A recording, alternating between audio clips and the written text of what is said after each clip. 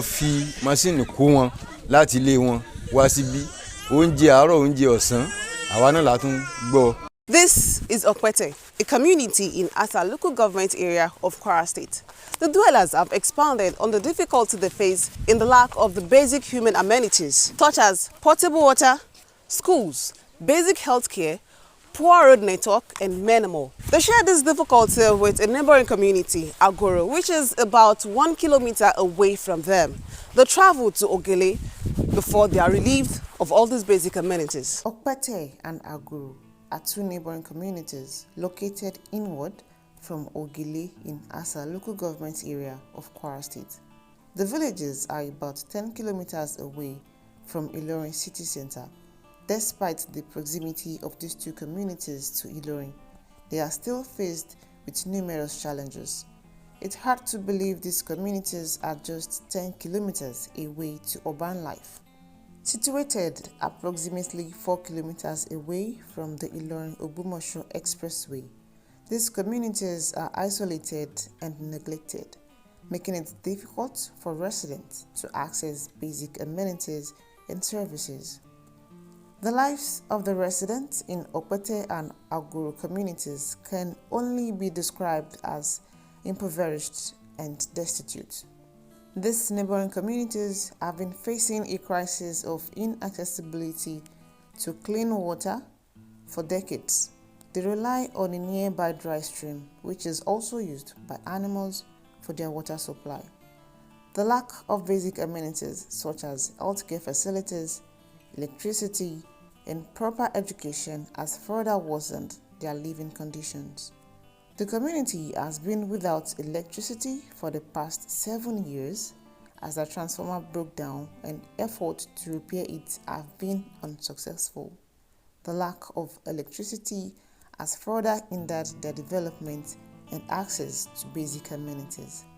The Mogaji of Opete, Malam Said Iyanda, and the town head of Agoro, Malam Adisa Jimo, stressed the problem facing the two communities. Ilorin Said Iyanda, tó jẹ́ bí Mogaji ìlú Opete, ẹ̀sìn wa dúpẹ́ lọ́wọ́ púpọ̀. So, àǹfààní tá fẹ́ kí ẹ̀yin ìjọba ó ṣe fún wa, tó yìí jẹ́ pé bíbò bá dé ní ọ̀pọ̀lọpọ̀, èmi yìí kó gba àwọn ìlú wa á dìbò. So, bí wọ́n bá dá wa lọ́kàn lé, wọn ò ṣe nǹkan kan fún wa. Bẹ́ẹ̀ bá rí ìlú wa yìí nísìn, ẹ rí i pé iná wa ti bàjẹ́ nísìn, ọdún keje ni, ó ti wọ 7 years báyìí. Anáwó àwọn community owó tá a ti ní àti náà nǹkan bíi 500,000 wọ́n láwọn ò lè ṣe wọ́n ní kò ṣeé ṣe mọ́. So a sì ráwọ́ rasẹ̀ sí àwọn ìjọba kí wọ́n ràn wá lọ́wọ́ láti gbé transformer mi fún wa. A níná, a lómi, a lọ́nà, kò sí sukú. Kọ́lá wa bá fẹ́ lọ sukú àwọn ọmọ wa Ògèlè ni wọ́n ń lọ. Omi ń jẹ wá púpọ̀. Kódà láti ọ̀nà jìnnà ni wọ́n ti ń ru omi wá àwọn obìnrin tá a láà ní tí wọ́n ti ń fi rírù ni a ní nǹkan kan tí ó ru omi wá náà tó kò sì tún síná wọ́n fún wa ní àríwáyà tó kọjá àmọ́ àwọn ò rí iná tán.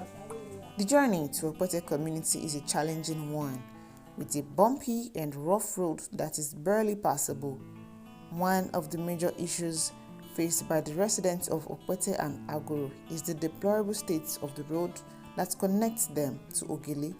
As I traveled through this bumpy and rough road, I couldn't help but feel the discomfort and inconvenience it caused. The tricycle I was riding in had to stop several times to reduce its weight, allowing the rider to navigate through the uneven terrain. Even then, the dilapidated road tossed our ride from side to side, causing us to hit our head on the tricycle's iron frame. The villagers lamented how the bad road has affected the transportation of farm produce, majorly cassava, which is produced in large quantity in Opete. Mo ń ṣiṣẹ́ gààrí ní bíbá yìí ṣùgbọ́n ojú ọ̀nà kò jẹ́ kí a gbádùn láti máa gbádùn iṣẹ́ gààrí wa ṣíṣe. À ń ra ẹ̀gẹ́, a sì ní oko ẹ̀gẹ́ tó pọ̀ àmọ́ a rí ojú ọ̀nà láti máa gbé àwọn nǹkan yẹn oúnjẹ yẹn wọlé ada. The water situation in Opete is dire, with the only source of water being a small stream, Ajidorun, that is polluted and unsuitable for drinking. The water is brownish in color and filled with mud, and even animals use it for their needs. This has led to health issues among the residents, especially children who often fall sick due to the contaminated water. Ibrahim Abdulwahid, a native of Opete, has this to say about the water ordeal in Opete. Ìdààmú lérí omi gan ní ọ̀dọ̀ wa ń bí báyìí torí pé a ti ní bọ̀wọ̀ kan tẹ́lẹ̀ ó ti tó bí ọdún méjì sẹ́yìn tí bọ̀wọ̀ yìí ti bàjẹ́ tí a sì rí olùrànlọ́wọ́ kan láti bá wa tó ń ṣe. Omi yìí náà sì ni à ń mu òun là ń fi fọṣọ kódà a tún máa gbìyànjú bẹ́ẹ̀ láti pé ká máa ṣe bí àádáko pé ká lè máa rí bí ọbẹ̀ nínú ẹ̀rùn láti máa ṣe gbogbo nǹkan yẹn. Yìí òun nìkan yìí náà ni wọ́n bá tún wá tó táìmù kan inú òjò gẹ́gẹ́ tójò bá wá ń rọ̀ nìkan náà la máa gbádùn omi yìí láti máa lò tó bá dé ẹ̀rùn túláàsì gbogbo odò ọ̀gbẹ tó bá dé kó bá gbẹ gẹ́gẹ́ kì í padà tó wá lò mọ́ dépò pé tí ọba tó wá lò mọ́ bí ká máa wọ́ ọ̀kadà kí wọ́n bá pọnmi nílùú bí ìlú kẹta sí wa tọ́nà sí jìn ẹni tí ọba ní machine yọ máa wọ́ ọ̀kadà ẹni tó ní yọmọ lọ lè pọnmi asa ní problem omi ní ọ̀dọ̀ wa lọ́pẹ́tẹ́ yẹn tó yẹ pé ọ̀pọ̀ gan ni omi yìí kéye pójú omi kan tí ó ṣe bíi kéwé ọ̀rẹ́ sí àwọn apanu tó wà ń bẹ yìí wọ́n ọ̀rẹ́ sí yóò máa rùn bí gbogbo ẹsẹ̀ wá rùn tó yìí gan ń kó àfẹ́tì bá àwọn ọmọ wa gan tí ń mú wọn ní kíní màálù òde bẹ̀ wọ́n tọ̀ sí gbogbo ẹ̀ ń gbà tá a rí ọ̀nà míì a máa mú náà ni ń ṣe nǹkan tó yẹ pé ń jẹ́ ká máa náwó lé àwọn ọmọ alẹ́ lọ síbi tújù yóò máa rí àwọn ọmọ tá a bá débẹ̀ wọ́n máa ń kọ̀ǹpìlì omi fún wa. There is no hospital or primary health care center in Opete and Agoro. The two communities rely only on a small shop to get drugs. Ramota, the shop owner, shares the healthcare ordeal in Opete.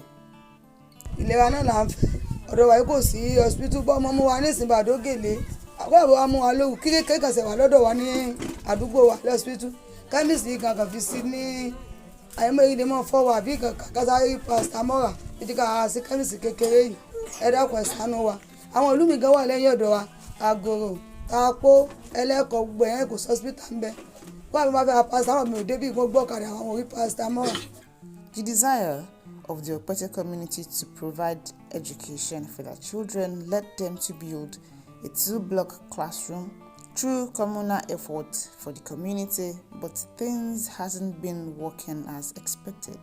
Suleiman Uthman narrated the story behind the school. Problem púpọ̀ ní orí ọ̀rọ̀ ilé ẹ̀kọ́ láti bí 25 years ago là á ti ń gbìyànjú tá à ń sásọ̀tún sásòsì lábẹ́ ìjọba àti lọ́dọ̀ àwọn tí wọ́n jẹ́ olówó aládàáni tí wọ́n lè ràn wá lọ́wọ́ Ọlọ́run ò sì pé ká rí ọ̀nà àbáyọ.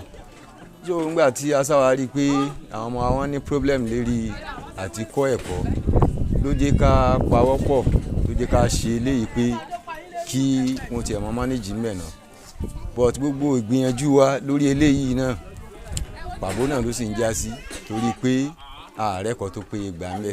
Àwọn ọmọ tí wọ́n dẹ̀ wà nínú ìlú yìí wọ́n pọ̀ àwọn ìlú kan náà tún wà lẹ́ńkùlé ọ̀dọ̀ wa yìí tí wọ́n súnmọ́ wa tí àwọn náà nífẹ̀ẹ́ sí pé kí àwọn ọmọ wọn máa kẹ́kọ̀ọ́ tí àjọ ń rìnrìn àjò yìí lórí kí a rí ọ̀nà àbáyọ lórí ilé ẹ̀kọ́ àmọ́ Ọlọ́run ò tí ì fún wa ní ọ̀nà àbáyọ. Ààrò develop ẹ̀ ìgbà tá a tún kọ́ tán a tún wá ràn lọ́wọ́ lọ́dọ̀ ìjọba pé kí wọ́n bá wa develop ẹ̀ ààrọ̀ náà àbáyọ náà eléyìí tá ń lò yìí àpapọ̀ community nínú ìlú wa yìí iná la fi ṣe eléyìí tí a manage ńlẹ̀.